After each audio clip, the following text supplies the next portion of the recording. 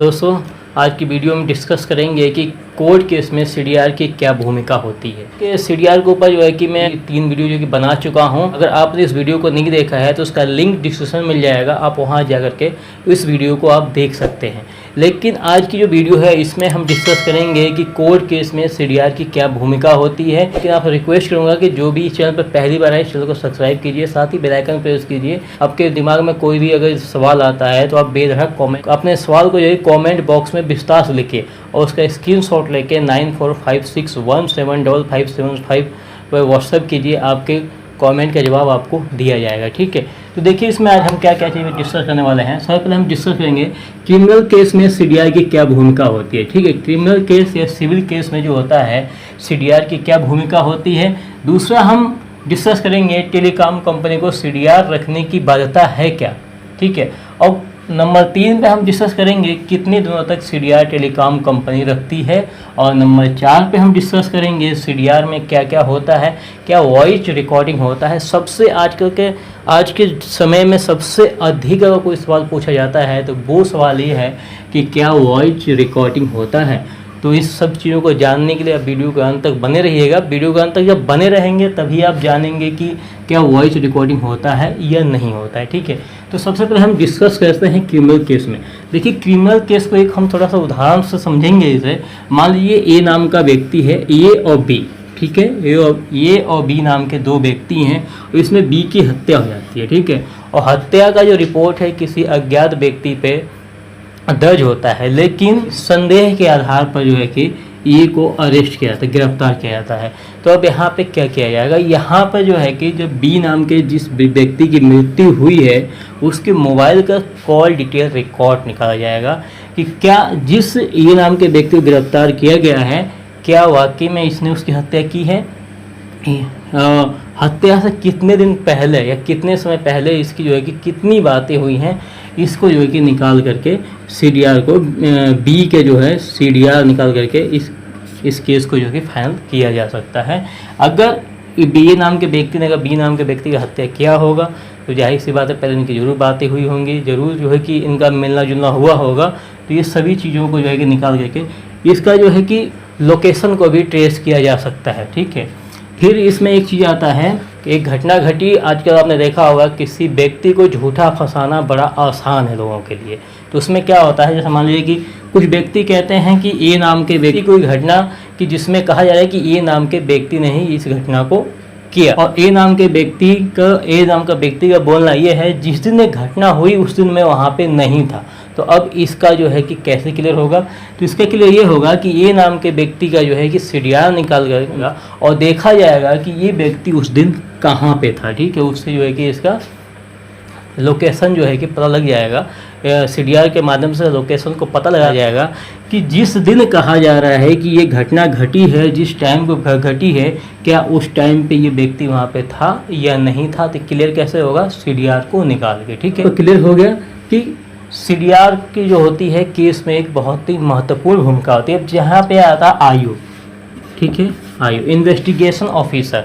जब कोई घटना घटती है तो इन्वेस्टिगेशन ऑफिसर क्या करते हैं, आप सीनियर ऑफिसर से अनुमति ले करके टेलीकॉम कंपनी को एक पत्र लिखते हैं कि हमें इस नंबर का जो है कि सीडीआर उपलब्ध कराया जाए, ठीक। आयु ने जो है कि सीडीआर जो है कि नहीं निकलवाया, ठीक है। और चार्जशीट बन गई और चार्जशीट बन के कोर्ट में कि सबमिट भी हो गई।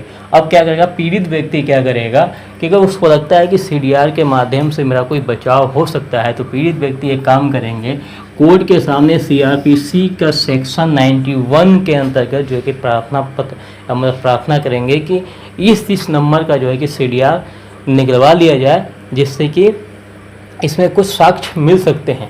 अगर बाई चांस न्यायालय को लगता है कि हाँ इससे जो है कि कुछ फ़ायदा होने वाला है तो न्यायालय जो है कि सीडीआर निकालने की अनुमति दे देगा, ठीक है। सीडीआर के लिए आदेश दे देंगे, ठीक।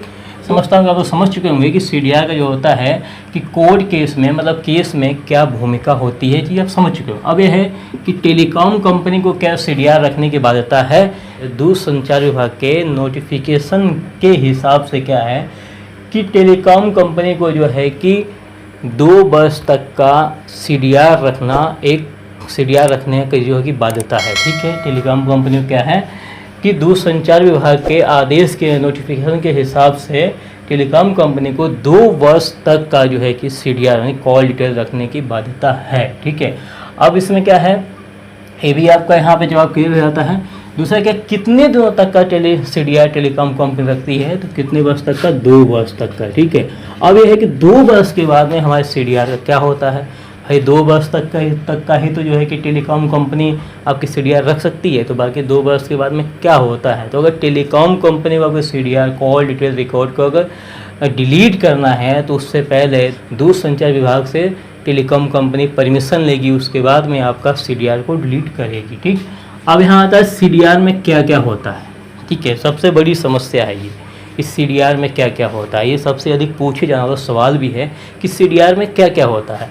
देखिए CDR में क्या होता है, इस चीज़ को आप यहाँ पे बहुत ध्यान समझ लीजिएगा, CDR में होता क्या क्या है। CDR में सबसे पहली बात तो ये होता है कि आपके नंबर से कितने नंबरों को फ़ोन किया गया। ठीक है, और आपके नंबर पे कितने नंबरों से फ़ोन आया, कितने मिनट बात हुई, और जिस समय आपने फ़ोन किया या जिस समय आपके पास में फ़ोन आया तो उस समय आपकी लोकेशन क्या थी, इसको पता लगाया जाता है। ठीक है, अब बात आती है कि हमने जो SMS किया, क्या वो लिखा हुआ SMS आता है, तो नहीं, लिखा हुआ SMS नहीं आता है। सिर्फ वहाँ पे ये चीज़ आ जाता है कि इस नंबर से कितनी बार SMS आया और आपके नंबर से कितनी बार SMS सेंड किया गया। ठीक है, अब सबसे बड़ा सवाल इसमें ये था कि क्या वॉइस रिकॉर्डिंग मिलती है। देखिए, मुझसे कई बार कमेंट पे ये चीज़ पूछा गया है कि वॉइस रिकॉर्डिंग कैसे मिलेगी, वॉइस रिकॉर्डिंग मिलती है या नहीं मिलती है। बहुत से यूट्यूब पे ऐसे वीडियो अपलोड हैं, बहुत से यूट्यूब के वीडियो के ऊपर थंबनेल लगे होते हैं कि वॉइस रिकॉर्डिंग के साथ में CDR निकालिए। तो मैं आपको एक चीज़ बता दूं कि CDR में कभी भी वॉइस रिकॉर्डिंग नहीं मिलती है, और किसी की वॉइस को रिकॉर्डिंग करना उसके मौलिक अधिकार का हनन करना है। ठीक है, तो उसके मौलिक अधिकार क्या है, हनन करना है।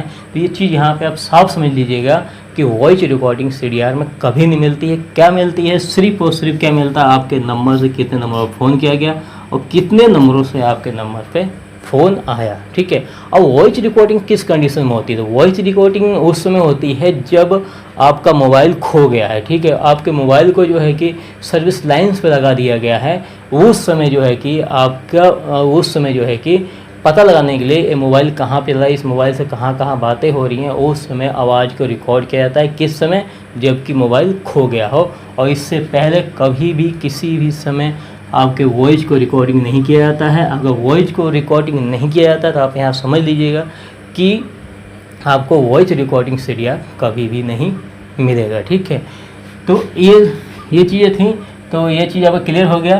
क्रिमिनल केस में CDR क्या भूमिका होती है वो मैंने आपको बता दिया। टेलीकॉम कंपनी को CDR रखने की बाध्यता क्या है ये मैंने आपको बताया।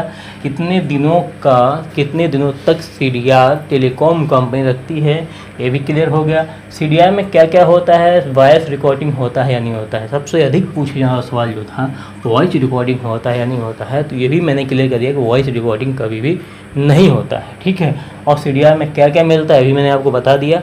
तो अगर भी अच्छी लगी हो तो वीडियो को लाइक शेयर कमेंट जरूर कीजिएगा, साथ ही चैनल को सब्सक्राइब करना बिल्कुल ना भूलें। हाँ, इस वीडियो को अगर फेसबुक पेज पे देख रहे हैं तो फेसबुक पेज को भी फॉलो करना बिल्कुल ना भूलें। मिलते हैं नेक्स्ट वीडियो में किसी बेहतरीन टॉपिक के साथ में, तब तक के लिए जय हिंद।